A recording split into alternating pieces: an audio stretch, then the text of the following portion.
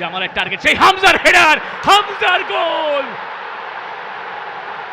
Brave new Bangladesh, সেই বাংলাদেশে হামজার গোল, এবং এই স্টেডিয়াম এখন ফেটে পড়ছে। ফ্রন্ট পার্টটা দিয়ে তিনি আলটিমেটলি ট্রাইটা করেছিলেন। ফাহমিদুল এখনো তার কন্ট্রোলে, সেখান থেকে সাদ, এবং এই দুজনের মধ্যে বেশ কিছু পাসিং কিন্তু আমরা দেখছি এই ম্যাচের শুরু থেকেই। বাংলাদেশি পায়ে বলটা রাখছে, যেটা এক্সপেক্টেড ছিল বাংলাদেশের কাছ থেকে। জামাল, আরও একবার কাজেম শাহ ছিল তার টার্গেট, তবে জামাল ভুঁইয়াকে ম্যাচের এই মোমেন্টের ভেতরে আমরা বক্সের ভেতরে দুবার স্থান নিতে দেখলাম। সেটা হয়তো আতসুশি নাকামুরা, জাপানিজ কোচ ভুটানের, তাকে কিছুটা হলেও চাপে ফেলবে।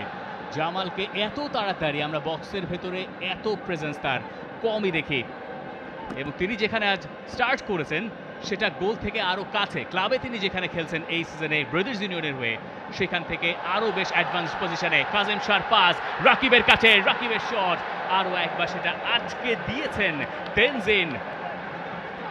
বাংলাদেশের প্রথম কর্নার কিক ম্যাচের ৫ম মিনিটে। এই সেট পিসের প্র্যাকটিসটা বাংলাদেশ কেমন করেছে সেটার প্রথম পরীক্ষা আজকের ম্যাচটায়, এবং জামাল ভুঁইয়া তিনিই যাচ্ছেন। কাজেম শাহ সেই বিউটিফুল একটা সাপ্লাই, রাকিব ঢুকেও পড়েছিলেন, তার সেই শটটা ব্লক হয়েছে। জামাল, সেখানে বাংলাদেশের সেন্টার ব্যাকটা যেমন স্থান নিয়েছেন হামজা চৌধুরীও। জামাল